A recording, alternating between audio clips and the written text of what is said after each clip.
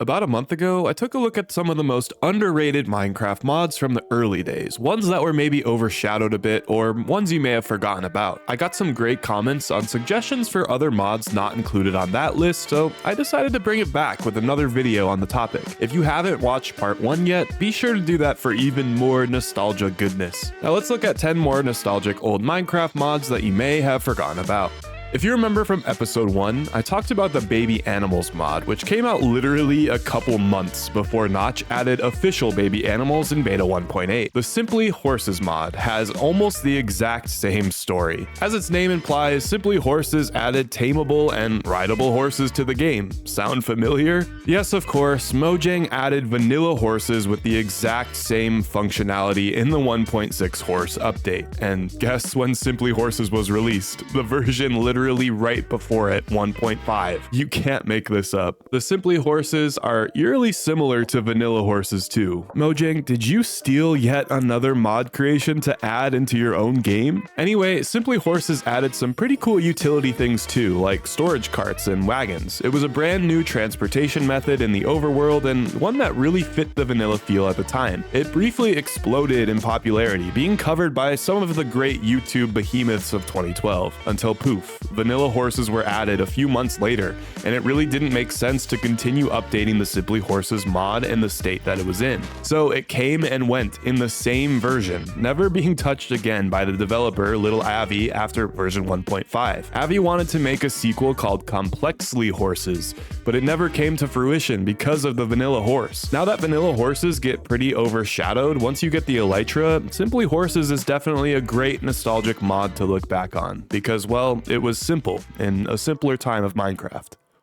Next, we have the Twilight Forest mod. Now, this might not make sense to anyone why it's on the list of underrated and forgotten about mods, considering it's literally still around and still being updated to this day, but back in the old Minecraft days, this wasn't really the case, so hear me out. The Twilight Forest adds a brand new dimension to Minecraft, full of new blocks, dungeons, bosses, and mobs. It's very whimsical and fantastical, and you literally build a portal out of mushrooms to get there, which is just awesome to me. However, the Twilight Forest was first released in late 2011 for beta 1.7.3, which is precisely why it gets a spot on this list. So why, you ask? Well, can you think of another new dimensional mod that came out at the exact same time and was by far the most popular mod at the time and possibly the most iconic Minecraft mod in all of history? Yeah, the Aether was all the rage at that time, leaving the Twilight Forest to always have that little brother energy. This, of course, was until the original Aether stopped being updated in version 1.4, and the Twilight Forest continued strong until literally present day, getting the spotlight it's so well deserved. Because it really is an awesome mod. I love things that bring in new dimensions because it opens up that lane for discovery, wonder, and the beauty of the unknown in Minecraft all over again.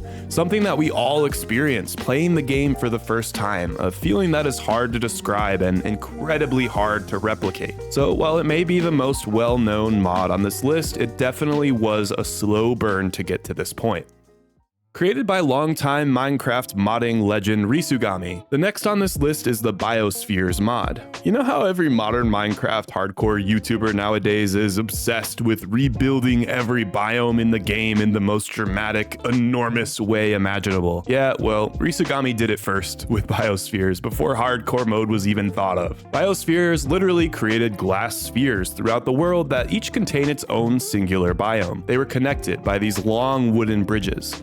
It was originally developed an incredibly long time ago in beta 1.5 and was last touched, sadly, along with all of Risugami's mods in version 1.6. At the time in beta 1.5, it was an absolutely mind-blowing mod, as mods that completely overhauled and changed the world generation this much were definitely in their infancy. It was challenging, fun, and brought a fresh take on Minecraft to give players a brand new experience. There was even a sphere made for the Nether and the End when that came out. Now, like I said, Risugami, the developer of the famous mod loader, stopped making things in version 1.6, likely due to the fact that the game was going through some pretty rough ages in terms of Minecraft modding, with version 1.3 being called the mod breaker, and a lot of modders at the time were throwing in the towel out of frustration. There have been a few fan-made updated versions of Biospheres, some of which are actually really amazing, keeping the spirit of one of the most underrated mods of all time cemented forever.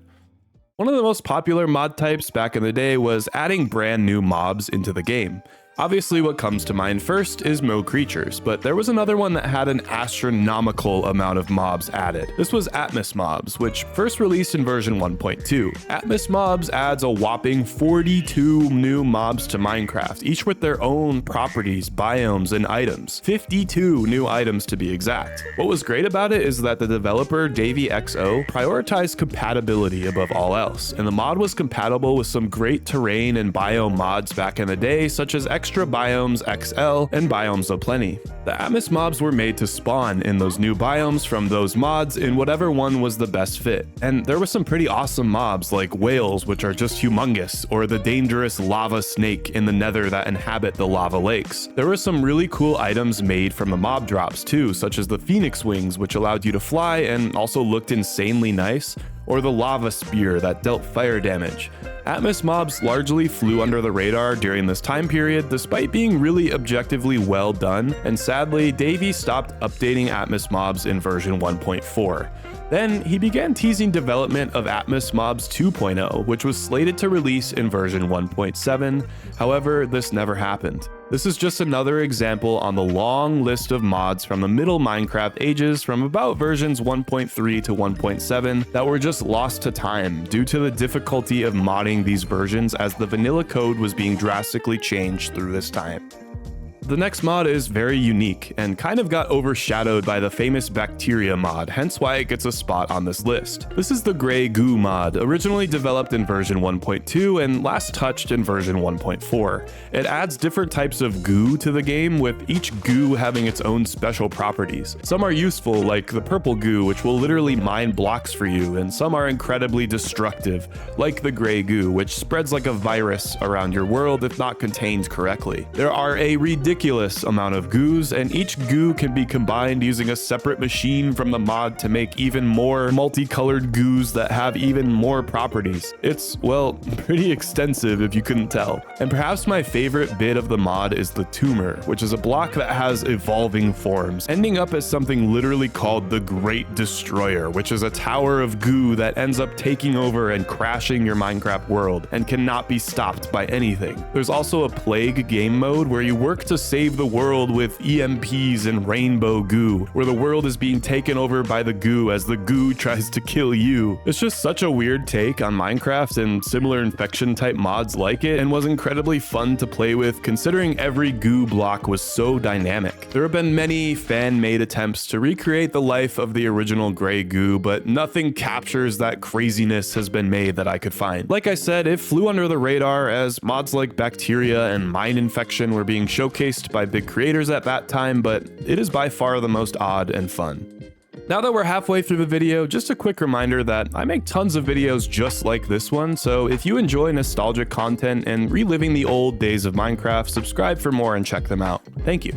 Like the others on the list so far, the next one was another super popular mod back in the Middle Ages that came and went with the wind. The Spider Queen mod, which turned you into, well, a Spider Queen. You could climb walls, shoot webs at things, cocoon mobs, and use them to command your own spider army. There were spiders that represented every type of mod that you can make from the cocoons. There were hostile human mobs that you were now up against. And as for creator spotlights, the Spider Queen Showcase is one of DanTDM's most viewed videos in history, and that absolutely thrust it into the spotlight back in the day. It was weird and unbelievably unique for the time. It was super cool to switch roles with hostile mobs and become a monster instead of being forced to play as Steve. And this came out way back in beta 1.7.3 by modding legend D. Jocelyn, and was last seen in 1.2.5, falling victim to the now infamous aforementioned version 1.3. However, a few different modders picked it up later on and made Spider Queen Reborn in version version 1.6, coining the original as a quote cult classic. I don't know if I've ever heard a more fitting use of cult classic in my life. Unfortunately, Spider Queen Reborn also died, and there hasn't been a similar one made for recent versions of Minecraft, which is sad because Spider Warden is something I think we all need in our life. Speaking of modding legends, someone who belongs in the modding Hall of Fame has to be Flan. Flan has worked on some crazy projects over the years, like being involved in the original Aether's development, and Flan's magnum opus of modding was Flan's mod, which was quite possibly the coolest take on a mod ever. It was essentially a base mod that allows players to create custom content packs to add on super easily, kind of like if the Roblox style of user-generated content meant Minecraft mod. The base mod added vehicles, weapons, grenades, and other wacky war-related things to the game. And then in the content packs browser, which by the way is still up to this day, there were all the user-created packs, which were all pretty much extra weapons and other things like that. Plus, there was full server-side support, where people could create their own server with whatever packs they wanted, and it would load for everybody. This reminds me of something like Gmod, where you don't need to install everything in advance, it just kind of does it for you. There are fully fleshed out multiplayer match-type game modes, such as Team Deathmatch and Capture the Flag. So Flan stuff still exists and the website is still up.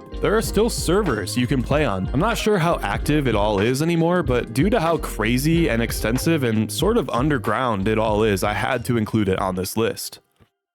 One of the more popular genres of mod is horror, but also making Minecraft, which is a relatively easy game, much harder. And one of the OG mods that took a stab in this space, combining horror and difficulty, was Evil Minecraft. Originally started by developer Evil Notch, and gaining a huge team shortly after. Evil Minecraft is a complete, well, evil overhaul of vanilla, featuring new basically everything, from spooky new mobs like the End Creeper, to new ores, armor, and weapon tiers, to an expanded food system, to an RPG-esque system with players choosing their own character at the creation of a new world, plus a bajillion other features. It's honestly one of the most extensive overhaul mods I've seen at the time, which by the way is version 1.2, and the creepy vibes it gives off as well as the difficulty of figuring things out were unmatched.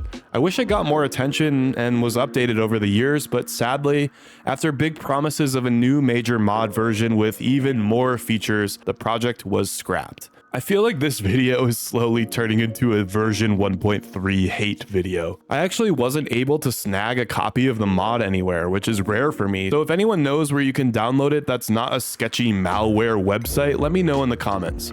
I came across a Reddit thread that it was lost, so hopefully someone out there knows something.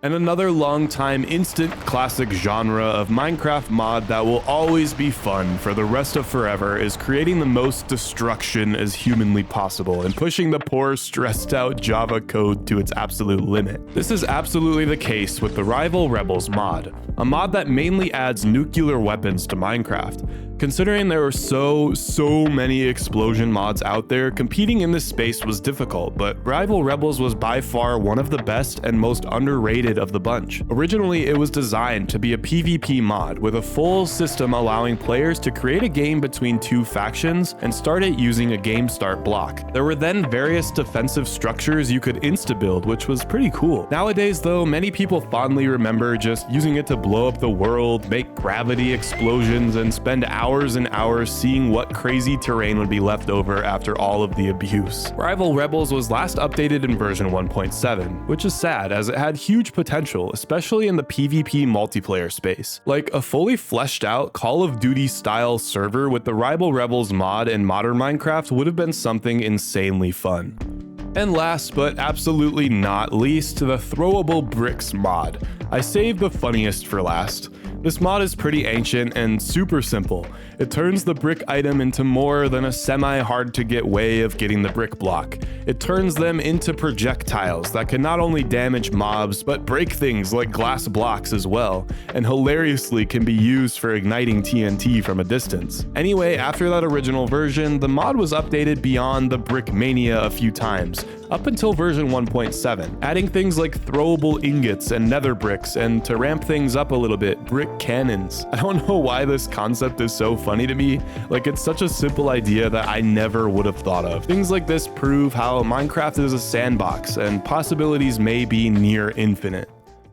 Anyway though, if you enjoyed this rendition of Forgotten Mods, subscribe and leave a like on the video for more like it. If this does well, I may make a part 3, so leave any more underrated Forgotten Mods in the comments below. I love you all so very much, and I'll see you in the next one. Special thanks to my channel members on these signs, especially my night members Jake P 2013, Ferret Wolf 95, Ponytail MC, the AB Railfan, Caden TMG, Alex LG, Melon Siggy, Thomas Wellman Boyd, and Crimson, and of course my beloved Lord members Crazy Carlson, Vapichu, Tor Willem, and Dirty Dan.